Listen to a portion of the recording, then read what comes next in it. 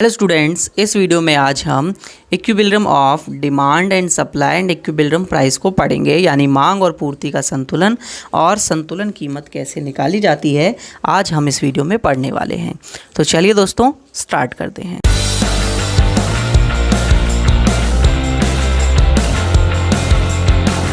तो दोस्तों सबसे पहले मैं आप सभी के लिए एक डायग्राम बनाऊंगा और डायग्राम के हेल्प से आपको इक्विलिब्रियम चीज़ें समझाऊंगा। तो हमने ये बनाई एक्स एक्सिस और वाई एक्सिस, ठीक है। यहाँ हम क्वांटिटी ऑफ गुड्स दिखाएंगे और यहाँ पर हम प्राइजेस यानी कि मात्रा यहाँ दिखाएंगे और कीमतें यहाँ पर दिखाएंगे। अब हम एक अच्छा सा डिमांड कर्व ड्रॉ करते हैं। तो ये रहा हमारे पास हमारा सप्लाई कर्व हो गया ड्रॉ। तो चलो पहले सप्लाई कर्व कर देते हैं। तो ये रहा हमारा सप्लाई कर्व एस एस। फिर इसके बाद हम एक डिमांड कर्व ड्रॉ करते हैं। तो दैट्स इट, ये रहा हमारे लिए एक डिमांड कर्व, ठीक है। तो दोस्तों डिमांड कर्व और सप्लाई कर्व आप सभी को पता है दोनों की स्लोप अलग अलग होते हैं। तो सप्लाई कर्व जिस पॉइंट पे डिमांड कर्व को कट करता है या दोनों कर्व जिस पॉइंट पे एक दूसरे को कट करते हैं वहाँ पर हमारे पास इक्विलिब्रियम पॉइंट निकल कर आता है, जो कि ई पॉइंट मैंने नाम दे दिया। और ये जो P निकल के आया यहाँ पर, मैं इसको P नॉट नाम दे रहा हूँ। P0 बोलते हैं, बेसिकली नॉट बोला जाता है, और यहाँ इसे Q नॉट नाम दे रहे हैं। तो ये जो P नॉट आया है ये हो गया आपके लिए इक्विलिब्रियम प्राइस, इक्विलिब्रियम प्राइस, ठीक है। हिंदी में आप इसे बोलेंगे संतुलित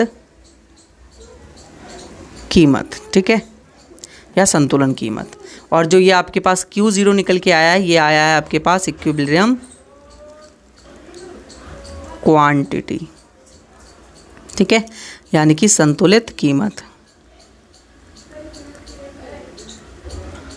मात्रा, संतुलित मात्रा दोस्तों, ठीक है। ये आ गया आपके पास। और ये रहा आपके पास ई जो पॉइंट है वो है इक्विलिब्रियम पॉइंट, संतुलन बिंदु, ठीक है दोस्तों। यहाँ तक आपको चीज़ें समझ में आई होगी।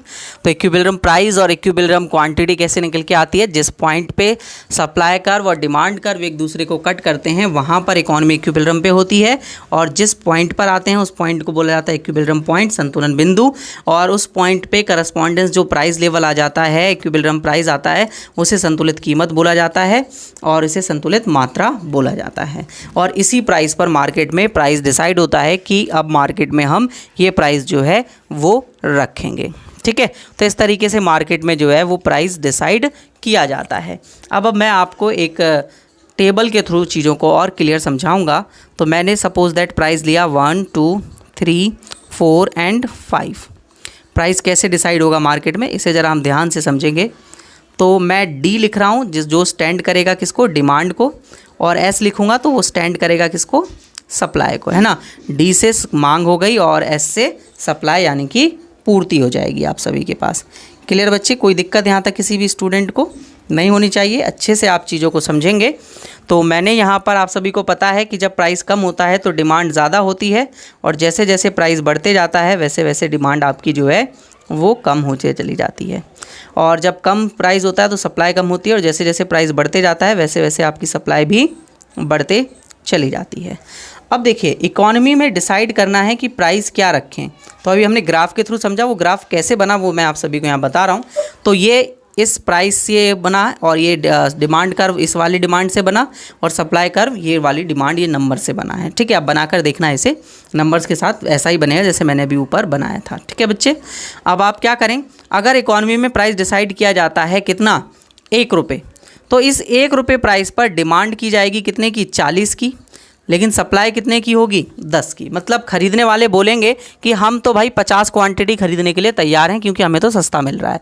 लेकिन जो प्रोड्यूसर हैं, जो बना रहे हैं, जो बेच रहे हैं, वो बोलेंगे यार हमें तो ज़्यादा बेनिफिट नहीं है, इसलिए हम तो 10 क्वांटिटी ही बेचेंगे इस प्राइस पर। तो इसका मतलब है यहाँ 40 क्वांटिटी जो है वो क्या हो जाएगी, एक्सेस हो जाएगी। और वो एक्सेस जो होगी यानी कि जो अधिक्य जो होगा वो किसका होगा बताइए आप सभी, अधिक्य किसका हो रहा है, डिमांड का या सप्लाई का। तो यहाँ पर जो सरप्लस हो रहा है, अधिक्य जो हो रहा है वो किसका हो रहा है, डिमांड का हो रहा है, 40 क्वांटिटी का। 40 क्वांटिटी डिमांड जो है वो एक्सेस निकल के आ रही है, मांग अधिक्य जो है वो 40 क्वांटिटी का निकल के आ रहा है। चलो भाई यहाँ तो संतुलन नहीं हो सकता अर्थव्यवस्था में, क्योंकि यहाँ भाई दोनों की बात नहीं बन रही है। अब क्या होगा, कहा जाएगा प्राइस 2 रुपये रख लेते हैं। तो 2 रुपये प्राइस पे कहा भाई प्राइस महंगा हो गया, अब हम डिमांड कम करेंगे, हम तो 40 क्वांटिटी ही खरीद पाएंगे। लेकिन जो प्रोड्यूसर हैं वो कह रहे हैं अब हमें सस्ता पड़ रहा है, मतलब मैं सही प्राइस मिल रहा है, तो अब हम जो है वो ज़्यादा बेचने के लिए तैयार हैं, 20 क्वांटिटी तक अब हम बेच देंगे। लेकिन अभी भी यहाँ पर डिमांड क्या है, ज़्यादा है इकॉनमी के अंदर, अभी भी यहाँ पर डिमांड ज़्यादा है इकॉनमी के अंदर। कितनी क्वांटिटी की, 20 क्वांटिटी की। तो 20 क्वांटिटी दोबारा एक्सेस हो जाएगी यहाँ पर, क्या, डिमांड यहाँ पर क्या हो जाएगा, एक्सेस हो जाएगा। अब हमने कहा चलो भाई 3 रुपये प्राइस रख लेते हैं, ना तुम्हारी ना हमारी। 3 रुपये प्राइस पर भाई प्राइस बढ़ा, महंगी हुई तो डिमांड थोड़ी कम हो गई, लोगों ने थोड़ा कम खरीदा। लेकिन प्रोड्यूसर ने कहा भाई अब अच्छा प्राइस मिल रहा है तो हम ज़्यादा बेचेंगे, तो उन्होंने 30 क्वांटिटी बेचना स्टार्ट कर दिया। तो अब इस प्राइस पर, जो 3 रुपये प्राइस हमने लिया, इस प्राइस पर हमारे पास डिमांड और सप्लाई दोनों इक्वल आ जा रही हैं, तो यही पॉइंट होगा आपका इक्विलिब्रियम पॉइंट, जिसे हमने क्या लिखा था, संतुलन बिंदु लिखा था, ये वाला पॉइंट। यहाँ पर जो डिमांड है वो कितने की है, 30 की है, और इक्विलिब्रियम प्राइस कितने का है, 3 रुपीज़ का है। तो 3 रुपये मार्केट में प्राइस डिसाइड कर दो, 30 क्वांटिटी लोग खरीदेंगे और 30 ही क्वांटिटी लोग बेचेंगे, ना तो एक्सेस डिमांड रह जाएगी, ना तो एक्सेस सप्लाई रह जाएगी इकोनॉमी के अंदर। इसके बाद अगर मैं 4 रुपये प्राइस रखता हूँ तो वहाँ पर 20 क्वांटिटी डिमांड कम हो जाएगी क्योंकि प्राइस महंगा हो गया, लेकिन सप्लाई बढ़ जाएगी क्योंकि अब वो कहेंगे हमें ज़्यादा अच्छा प्राइस मिल रहा है तो हम ज़्यादा बेचेंगे। तो यहाँ पर 20 क्वांटिटी एक्सेस आ जाएंगी, दोबारा से एक्सेस आ जाएगा, यानी कि अधिक्य आ जाएगा। और जो अधिक्य आएगा वो किसका आएगा, इस बार सप्लाई का। इस बार क्या है, सप्लाई ज़्यादा है आपकी, यानी कि पूर्ति ज़्यादा है आपकी, डिमांड कम है, तो एक्सेस सप्लाई का आया। अगर मैं 5 रुपये प्राइस रखता तो 10 और डिमांड कम हो जाती, लेकिन सप्लाई बढ़ जाती, तो दोबारा से एक्सेस आ गया कितनी, 40 क्वांटिटी का, और ये एक्सेस भी किसका है, सप्लाई का है।